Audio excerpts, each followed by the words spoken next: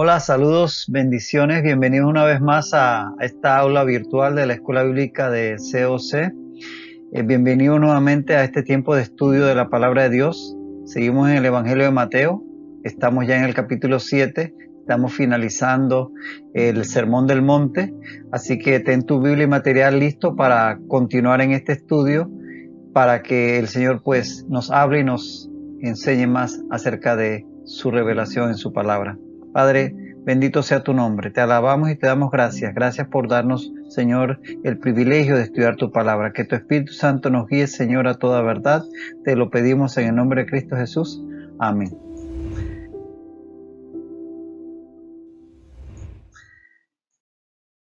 Quedábamos en la última lección en Mateo 7, el capítulo 7, versos 7 al 11, que dice así: Pedid y se os dará, buscad y hallaréis, llamad y se os abrirá, porque todo aquel que pide, recibe, y el que busca, halla, y al que llama, se le abrirá. ¿Qué hombre hay de vosotros que si su hijo le pide pan, le dará una piedra? ¿O si le pide un pescado, le dará una serpiente? Pues si vosotros, siendo malos, sabéis dar buenas dádivas a vuestros hijos, ¿cuánto más vuestro Padre que está en los cielos dará buenas cosas a los que le pidan?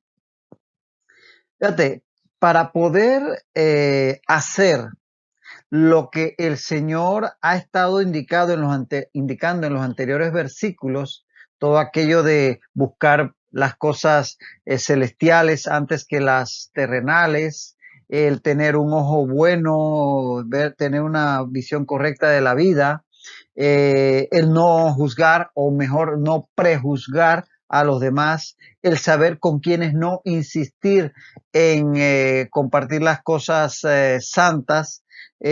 Para todo esto que él ha hablado en los versículos anteriores, se necesita pedirle a Dios sabiduría, discernimiento, inteligencia, dominio propio, fuerza de voluntad, todo aquello que necesitamos para poder cumplir con todos estas directrices que nos ha ido señalando. Por eso entonces, ahora, ante esa eh, incertidumbre que podrían tener sus oyentes, ¿cómo voy a poder hacer todo esto que nos está indicando? Él les plantea la solución. Pidan a su Padre Celestial. De hecho, dice Santiago que si alguno tiene falta de sabiduría, pida al Padre, que Él da abundantemente y sin reproche. Por eso viene aquí esta enseñanza acerca de el pedir a Dios, porque eso nos va a ayudar a poder cumplir con todo lo anterior que se nos ha enseñado. Y aquí entonces se habla de este pedir, que no es otra cosa que el orar. Recuerden que en el modelo de oración que el Señor Jesús enseñó un capítulo atrás, en el modelo del Padre Nuestro, dentro de las cosas que implica el orar está el pedir. Pedir por el pan diario, ¿recuerdan? Entonces, eso es parte de la oración. No, la oración no es solo pedir, pero eso es parte de la oración. Y en este sentido, el Señor nos anima a pedir. En sí, nos está animando a orar. Y lo hace con tres expresiones: pedid y se os dará, buscad y hallaréis, llamad y se os abrirá. El Señor Jesucristo entonces está haciendo una triple exhortación a la oración, usando estos tres verbos: pedir, buscar y llamar. Y observa que hay un increciendo en estas acciones, porque pedir es lo más sencillo, solamente expreso con mi boca, Señor, dame tal cosa. Pero ya buscar implica una acción, ya es algo más proactivo, ya estoy perseverando en buscar, como la mujer aquella que perdió la moneda y la buscaba afanosamente. Pero ya el llamar es una acción y algo más completo, porque no solamente hablo, sino que también actúo tocando la puerta e insisto. Entonces hay un ascenso en lo que implica la misma oración en estos tres modelos, porque el Señor nos anima a hacerlo cada vez con mayor intensidad.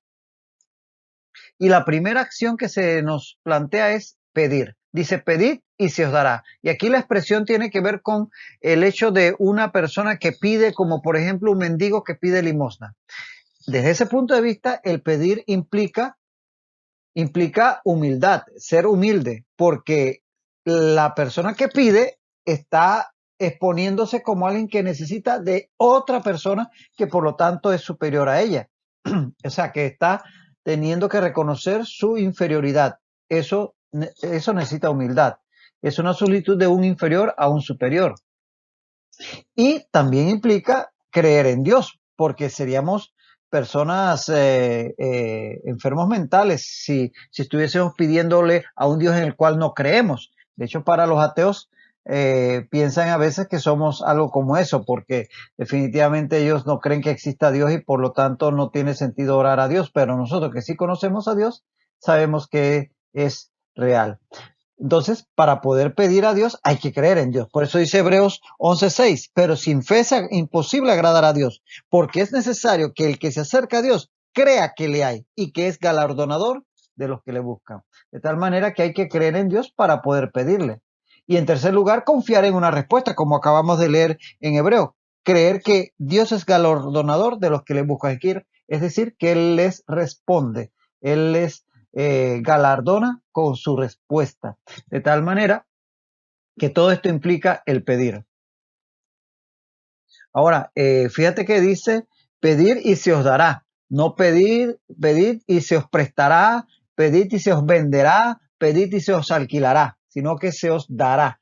Eso habla de la gracia de Dios, que cuando oramos al Padre, Él nos da. No nos vende ni nos presta, sino que nos da. Eso habla, como decíamos, de la gracia de Dios. Entonces, acá sigue diciendo, buscad y hallaréis. Y buscar implica más que pedir, es pedir más actuar en la búsqueda de lo que se pide. Ya es una petición acompañada de una acción. Por ejemplo, usted puede estar pidiendo a Dios que Él le ayude a entender mejor la escritura. Señor, dame entendimiento para comprender tu palabra. Ah, pero usted a eso le agrega el leerla, a eso le agrega el estudiarla, a eso le agrega el memorizarla, a eso le agrega el tratar de ponerla en práctica. Es decir, hay una búsqueda más intensa, más activa. Es decir, es una petición acompañada de una acción. Entonces, ya el buscar implica una petición más profunda en nuestra búsqueda de Dios, en nuestra actividad de oración. Y en tercer lugar, dice, llamad y se os abrirá. Aquí el ejemplo es como cuando se llama a la puerta. En este sentido, esto implicaría llamar verbalmente, porque usted llega a la puerta y dice, hola, buenos días. O sea, que habla, pero además toca a la puerta. O sea, que hay una acción que acompaña a su petición verbal. Y además implica perseverar, porque usted no llega y toca una vez y se va, sino que usualmente intenta una segunda, una tercera vez. O sea que hay una perseverancia, como aquella, la viuda ante aquel juez injusto en la parábola, ¿recuerdan? Además implica paciencia, porque hay que esperar a que me abran, porque no es algo que llegué y toqué y ya, sino que tengo que esperar a que me abran, puesto que lleva su tiempo en que esto ocurra.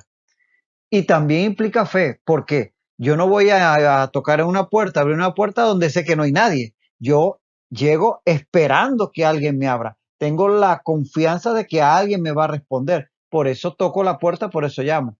Hay una confianza en que me abrirán. Y esto en el caso de la oración implica fe al llamar a la puerta de Dios. Todo esto implica el llamar.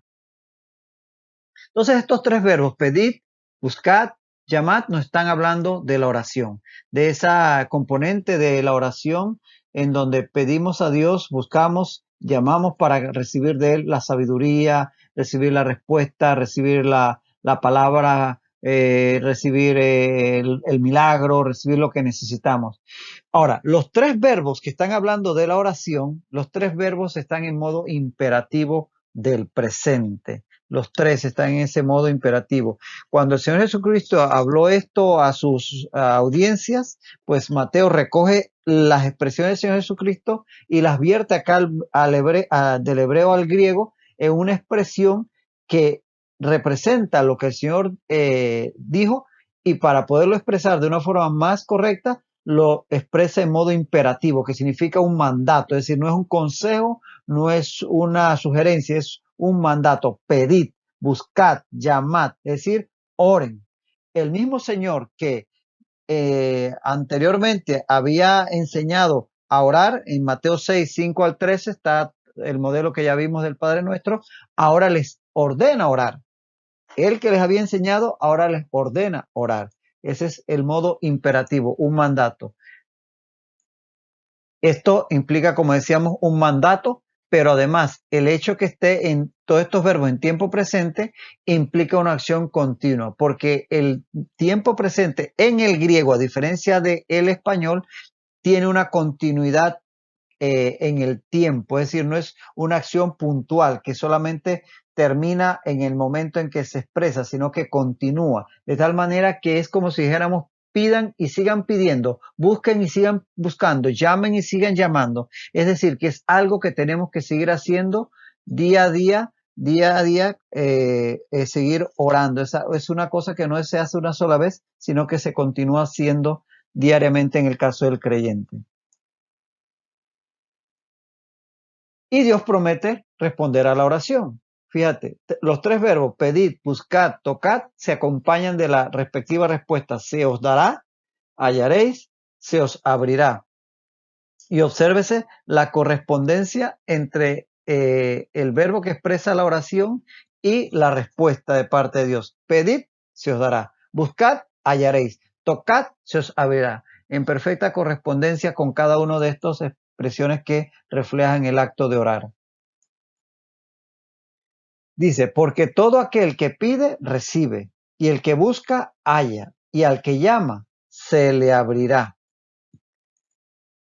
El Señor repite aquí para mayor énfasis los resultados de la oración. Ya lo dijo en el primer enunciado, pero repite que si pides, recibes. Si buscas, encuentras. Si llamas, se te abre. De tal manera que esta repetición lo que viene a hacer es un énfasis en esa verdad que él acaba de decir. En el hebreo era muy típico que para poder poner mayor énfasis en una verdad se repetía 2 y hasta 3 veces. Por eso, por ejemplo, el Señor decía a veces, de cierto les digo. Es decir, la repetición en el hebreo es una forma de poner mayor énfasis en lo que se está diciendo. Y aquí el Señor Jesucristo repite la verdad de que al pedir recibiremos, al buscar hallaremos y al llamar se nos abrirá. Y con todo aquel, la expresión todo aquel que aquí es expresada, se afirma que, sin excepción, quien se acerca a Dios en oración, recibe respuesta. Dice todo aquel, no solamente los que oran más, los que tienen mejor capacidad para orar, los que tienen más años en el Señor, los que diezman más, los que tienen más cargos en la iglesia, no. Todo aquel, desde el recién convertido hasta el siervo del Señor con más años en la fe, todo aquel que pide, recibe. Eso deja claro el Señor que no hay acepción. Siempre que haya un creyente orando, habrá un Dios escuchando y respondiendo. Siempre que haya un creyente orando, habrá un Dios escuchando y respondiendo. Y algo a notar, el tiempo presente en recibe y haya habla de que la respuesta es inmediata, no recibirá, no hallará, sino que el que pide, recibe. El que busca, halla. Es decir, que hay una respuesta inmediata. Y es que la respuesta de Dios es inmediata, aunque se manifieste quizás en un tiempo más adelante. Por ejemplo, tienes el caso de Daniel, en Daniel 10, 12 al 13, que estaba orando por su pueblo, y viene Gabriel y le dice, por ejemplo, en Daniel, en el verso 12 del capítulo 10, Daniel, no temas, porque desde el primer día que pusiste tu corazón a entender y a humillarte en la presencia de Dios, fueron oídas tus palabras. De tal manera que ahí vemos que la respuesta fue inmediata, se demoró por diferentes circunstancias que ahí lo explica el arcángel. Hebreos, por eso en el capítulo 10, versículos 35 al 36, sobre todo en el 36 dice, porque os es necesaria la paciencia, ¿oyó? Nos es necesaria la paciencia para que habiendo hecho la voluntad de Dios, obtengáis la promesa. De tal manera que Dios responde, pero la manifestación de esa respuesta puede ser en el futuro. Eso implica paciencia. Ahora bien, muchos dirán, pero yo a veces veo que mi oración no encuentra respuesta. ¿Y cuántas oraciones no tendrán cada uno de los que nos escuchan y nos ven en este momento que todavía no ven respuesta de Dios? Bueno, ¿por qué no veo la respuesta a mi oración? Bueno, varios conceptos. Primero, tener claro que Dios siempre responde. Dios siempre responde. Por eso ya leímos en Hebreos 11:6. Es necesario que el que se acerca a Dios crea que le hay y que es galardonador de los que le buscan. Eso es fundamental y la palabra de Dios lo enfatiza. Dios existe y Dios responde. Dios es galardonador de los que le buscan. Eso no lo podemos nunca olvidar. Pero Dios puede responder no debido a que lo que pido no es lo mejor para mí. Puede ser que yo esté pidiendo algo que Dios sabe que hay algo mejor para mí. Por ejemplo, estoy pidiéndole a Dios salir de ese trabajo y que Él abra puertas para conseguir otro trabajo porque no aguanto este jefe que me la tiene velada. Y resulta que Dios dice, no, yo quiero que permanezcas ahí porque te voy a usar para moldear a ese jefe y te voy a dejar, después te voy a poner en alto y te voy a dar algo mejor allí mismo, en lugar de llevarte a otro trabajo. Pero yo en ese momento no lo sé.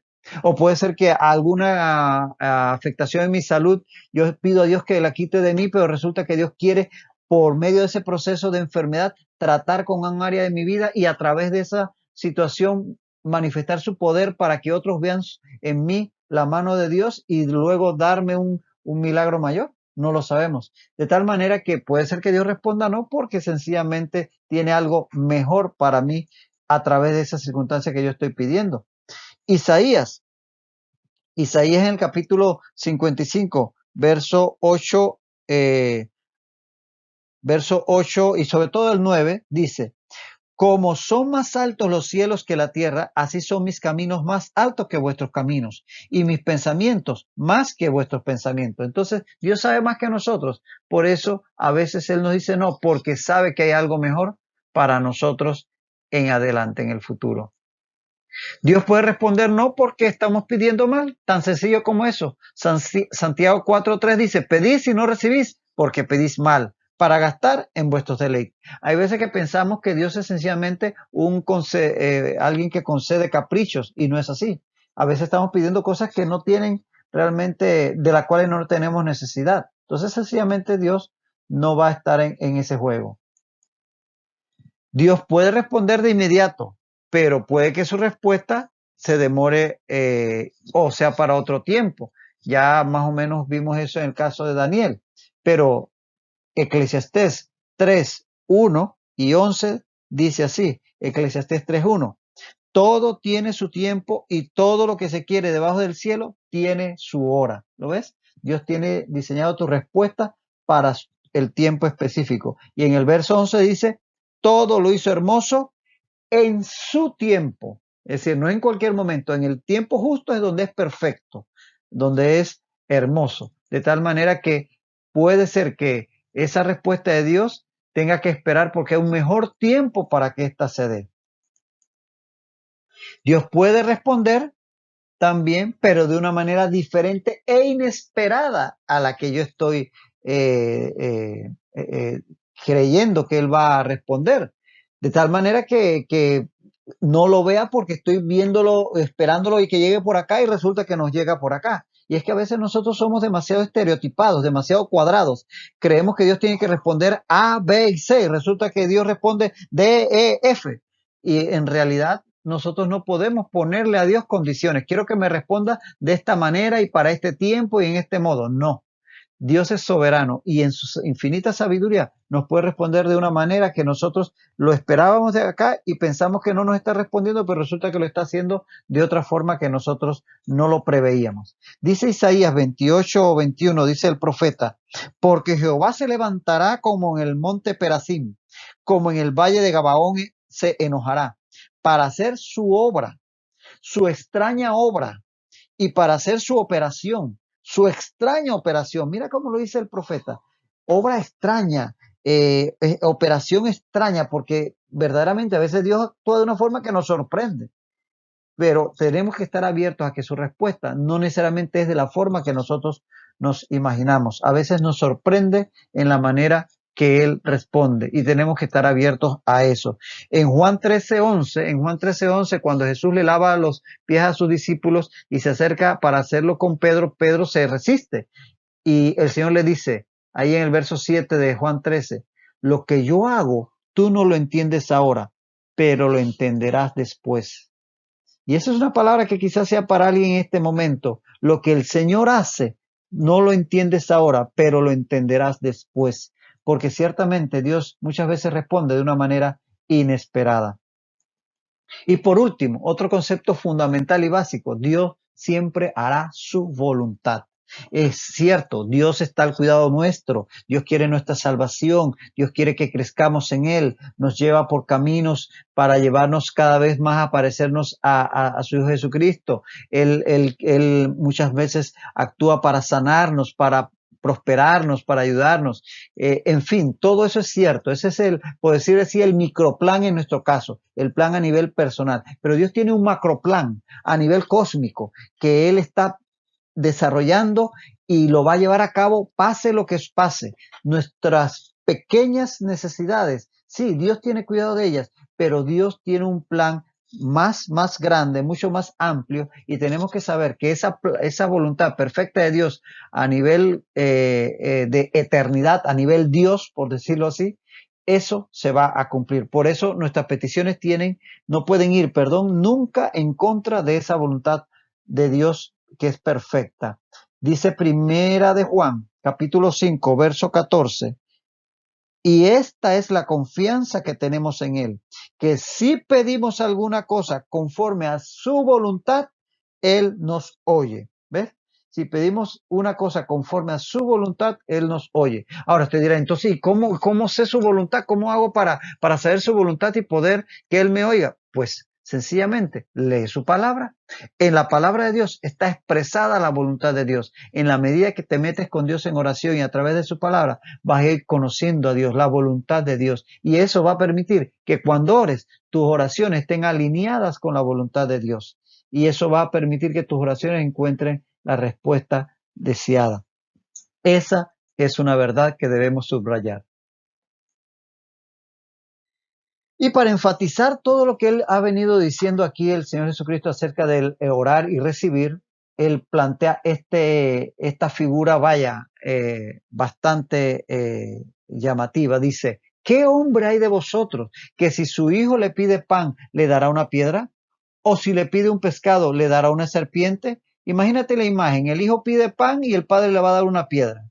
O el hijo pide un pez y el padre le va a dar una serpiente. Totalmente inaudito, ¿verdad? Bueno, así de estrambótico, de gráfico, es el ejemplo que el Señor Jesús hace para que le suene en la cabeza a los oyentes, nos suene a nosotros que de verdad Dios nos quiere bendecir, que de verdad Dios responde a nuestras oraciones.